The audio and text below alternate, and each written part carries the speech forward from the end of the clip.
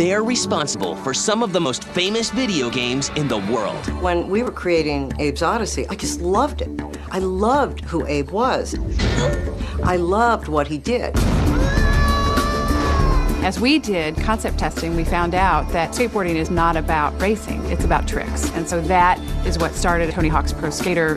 But their rise to the top was met with obstacles. I said, well, obviously this needs to be a unisex restroom because there are urinals in here, and I don't really want to walk in on the guys at the urinals. I think we helped make strides by working on all games across the board, not just working on a Barbie game. There were stereotypes. A lot of the games that are being made aren't necessarily geared towards women, and a lot of women just don't appreciate them. That were tough to break. I suddenly realized as I was talking that they weren't listening to me, and that their heads had actually swiveled around, and their mouths were hanging open. But they eventually prevailed. I'm Director of Public Relations, Communications Manager, Design Specialist, Producer, Executive Vice President, President and CEO. This is the story about a small group of women who took an industry by storm and battled their way to the top. It's the story about the unstoppable women in gaming.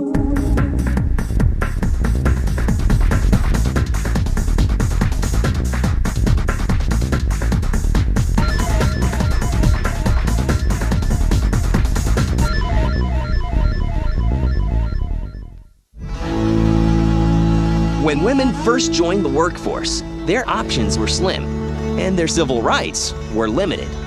But this slowly started to change during World War II. And while the men were off fighting the war, somebody had to fill their shoes in the workplace. And as time moved forward, so did women. By the turn of the 21st century, women were everywhere. My name is Ela Hudson, and I'm the president of Incredible Technologies. I'm Kathy Vrabeck. I'm the Executive Vice President of Worldwide Publishing and Brand Management. I'm Sherry McKenna from Oddworld. I'm the president and CEO of Circus Freak Studios. These women and several others have become powerhouses in the video game industry. And just like some young boys, they have always been gamers. I was completely addicted to their games. I'd be playing at 3 o'clock in the morning with people huddled around the keyboard with me. I've always cut school to play games, so it wasn't a leap when I looked around and said, I really want to be producing games. I love massively multiplayer games. And then there are those whose dreams weren't exactly filled with platforms and polygons. Actually, when I was younger, I wanted to be a pediatrician, but I don't like to see sick children, so couldn't exactly do that. I studied psychology and communications, and of course, when you study those two things, there's not much you can do. It's like, okay, so I have a degree in communications. Where am I going to get a job? I started just out of college not knowing what I was going to do and ended up working for a PR agency, actually in Washington, D.C., which eventually led to Los Angeles because I thought I wanted to work in entertainment.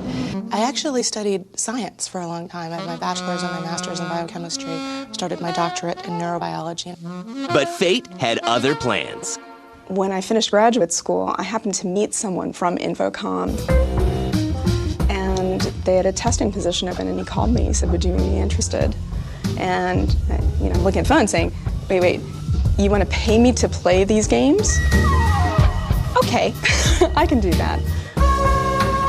Well, Incredible Technologies started in 1985 by myself and my partner because we lost our jobs at the last company that went down and decided to do it better ourselves.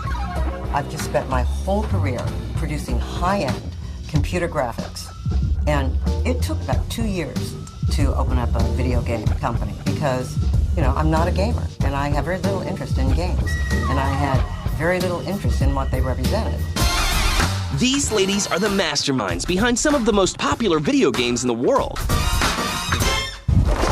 And if fate hadn't stepped in, our consoles may have never met an adorable little guy named Abe. When we were creating Abe's Oddysee, I just loved it. I loved who Abe was.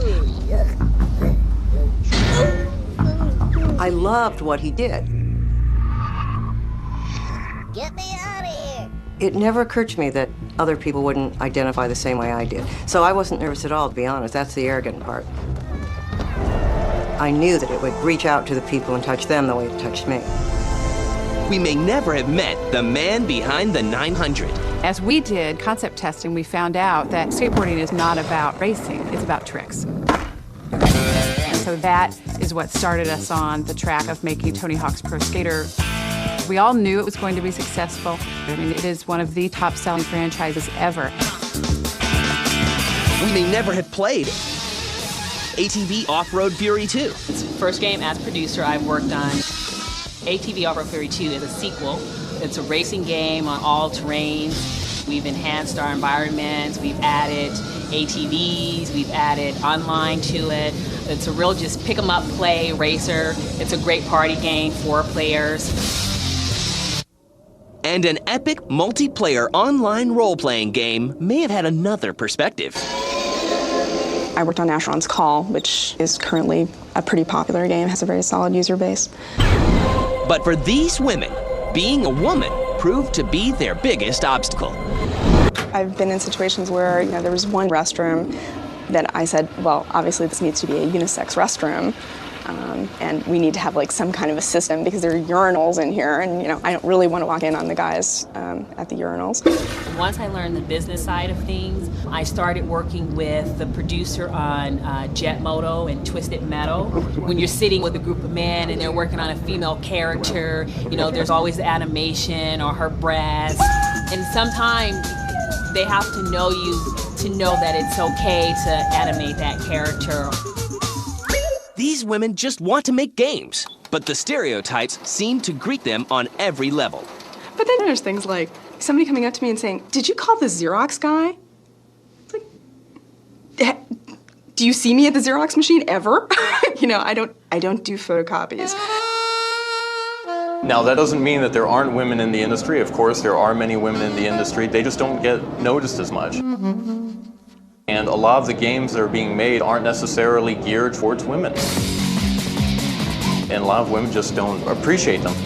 Certainly when you come into the industry, people wonder, are you going to be able to sort of cut it? Are you going to like it? And are you going to be able to understand the business? Unfortunately, the Xerox machine was just the beginning. The battle of the sexes has just begun. The fact of the matter is, this is a man's world. And women are second-class citizens, and that's just how it is.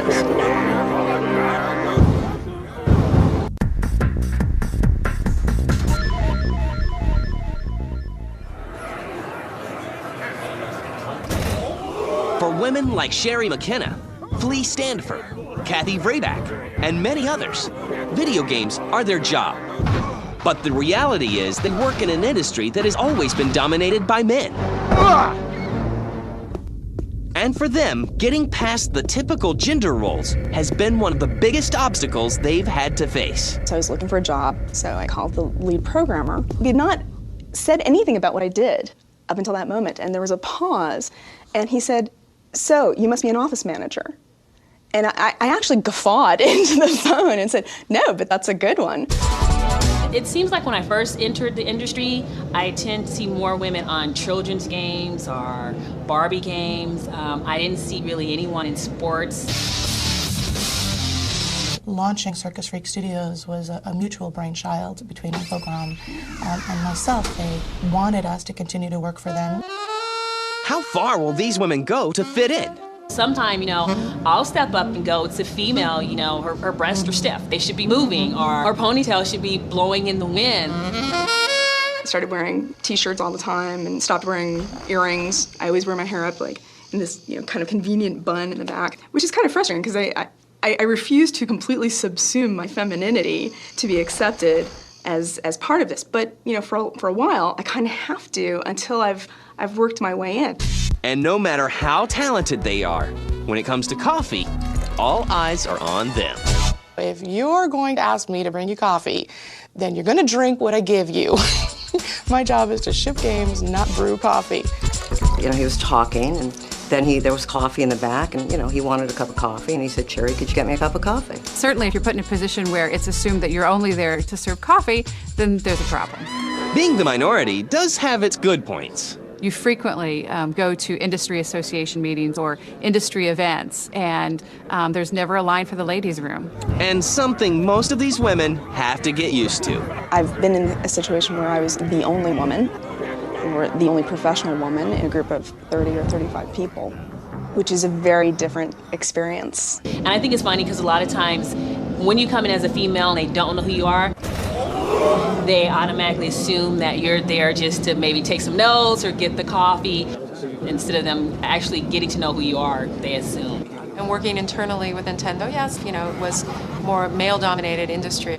I would love to see a man be in that situation where he would walk into a room and there'd be 10 women. He'd freak out. We'd say, well, that's really odd. But no, women get used to that all the time.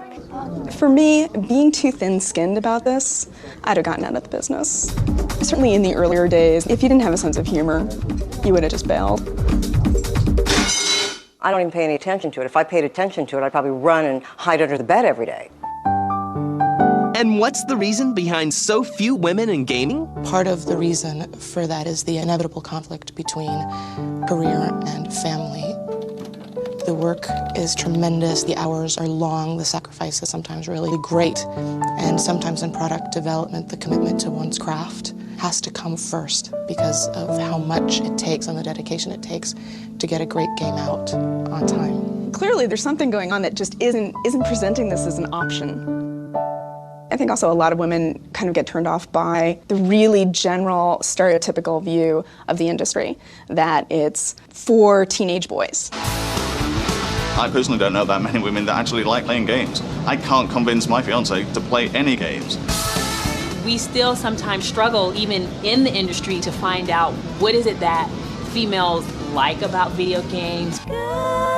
What is it that we can draw them into it? A while back, the theory used to be that women, when they come out of college or look for jobs, didn't go to small companies, and all game companies at that time were small, and women like to go to larger, more stable companies. I don't know if that's very true anymore. The reality is, men and women think and work differently. Male or female, people bring unique qualities to a game based on their past experiences. Women's past experiences are slightly different than men. I find that women tend to take a slightly different view of whatever it is that's being presented. A lot of times it gets dismissed, but a lot of times it's taken very seriously, and those are exciting moments. Some of my coworkers in the past like having the female there because there are certain jobs they think she'll do differently from a man, or she's right on it and she's not gonna waste her time. Everything is a priority, you know, you'll get it done right away. Some of these women's ideas are a little unconventional. I have a massage every single day. So I knew that with the stress that was going on, with the conditions that we were in, that it would be great to have a masseuse on staff that could give everybody a 15 or a half an hour massage. So maybe the answer to getting more women interested in gaming is to create more female characters. I think that it is good to have female characters because it makes it more approachable to women. It's unfortunate that it's quite often the female characters that men want to look at with large breasts and those kinds of bodies. And in all the games, we have a female athlete because there are females participating in the sports. At this point, none of the females have the sort of name recognition to carry the game, but there will always be female athletes in the games. It's always a belief that, oh, women love puzzles, or they may like a racer, but they don't like the gore, and they don't like RPGs. So we're still struggling to, to pull females into it. Some research came out said that 50+% of all gamers were women, which at PC Gamer we do our demographic survey and we've got 96% male, and that's more general understanding of the way it is. And I was at a roundtable a couple of years ago where the moderator was purporting that the reason women weren't playing these games was because they'd go to the electronic boutique or whatever and see Lara Croft and the EverQuest chick in the window. Maybe it comes down to genre. The introduction of massively multiplayer online games is causing an upsurgence in the number of women playing games and getting interested in them, getting involved with community. As games in general expand and the massively multiplayer options there, you'll get more women playing and so more involved in the development.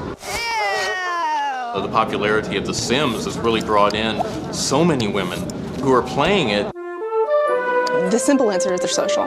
You create relationships. You talk with people. You interact with people. It is something that interests women more than just going out and killing things. It's just that they're not necessarily going out and talking about it. I think they tend to be more casual in their gameplay. So the reason why we don't see as many women in the video game world is still up for debate. But the strides women are making are certain. Every day, more women are finding jobs in video games, and the advice they're handing out may surprise you.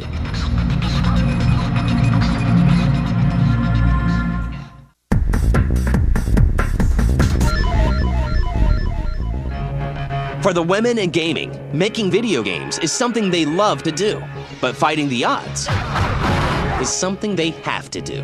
When I wake up tomorrow morning, guess what? I'm still going to be a woman. And not only that, but I'm going to wake up every morning and be a woman. So I can wish to be a white Protestant male, but it ain't going to happen.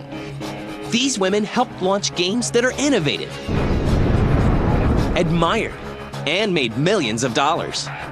They have opened doors for the next generation of women and are closing the gap between gender-specific jobs. I actually now run into one or two other women in the ladies' room when I'm at this conference. I've never seen a line here, and any woman who's ever been to any public function at all knows if there's not a line in the ladies' room, something is really weird. I think the main thing is that the industry just in general has matured. There's been a greater understanding that we're not just a bunch of game geeks and that's got to be a guy thing. If you look around, people are understanding that this is a business, so obviously there's no reason why women can't fill any roles. It's nice to see females as artists. It's wonderful to see them as programmers because that's really rare. And it's just to show that we're in every field of video game and not just in sales or marketing. There are so many things that are open to young women today that haven't been previously. And I would love to see more and more women getting involved in this business so that it has more of the type of balance that you see in other entertainment industries. Go for it. I absolutely think that the role of women in this industry will change when the games that are put out start tapping into female sensibilities. In the past, when technology was limited and there just wasn't a lot that the game makers could do, naturally it would appeal more to guys. As the technology becomes more sophisticated, then you can make the kind of games that women are more attracted to.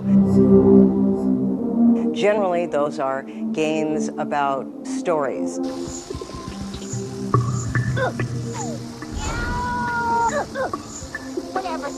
Games about characters that we care about.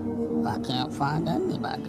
Whereas if you can now get to a point where you can make a game that has more depth to it, it's going to attract more women. Certainly as you start making games that appeal to women, women will want to be part of the process that puts out this product. And these women, who helped pave the way, have some advice for those wanting to follow in their footsteps. And that's very simple. Do the best work. Work really hard. Figure out what it is you want to do and just be the best at it. Work really hard, be passionate about it, and you will win. And they have to accept you. They have no choice. It's a great business that it's growing and it's becoming more important in the whole entertainment field. There should be no barriers and they shouldn't even think about barriers. Just shake it off and just do the best job and actually make a difference now, especially. There's so many different arenas they could go into. If they want to go into art, then take some graphic classes. If they want to go into design and actual design video games, then taking design and just whenever they get time, write up ideas and pitch them to their friends and see what they sound like.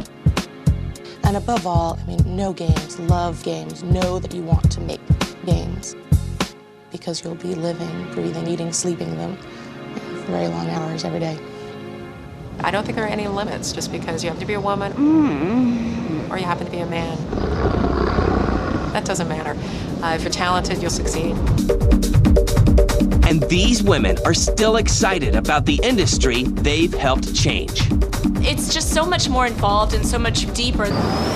than I thought it would be. You know, just with how important the industry really is, how much it's growing, and how exciting it is to be a part of such a great industry. And, you know, promoting video games, I don't think there's anything more fun in the world than that. I think this is an extraordinarily rewarding, extraordinarily creative industry for women. One of the interesting things to me is that it never occurred to me that I couldn't do this, that I couldn't go into this business. And what do these gaming gurus have in store for the future? Bigger and better golf games, because we have a brand here that's working out very well for us. Westwood Studios is doing Earth and Beyond, our first massively multiplayer online role-playing game. You get to captain a starship, go out and adventure, and live the life of your favorite science fiction character. They're going to be very surprised. Let me just say that. The next game that we're creating, I think, is going to be not what they expect. I probably shouldn't say any more about it than that. So we know the video game industry is changing, both behind the scenes and in the games themselves. Women have climbed the ladder and will continue to do so. Get in here. Jump in. Go for it. The only thing we can do now is wait and see what the future holds.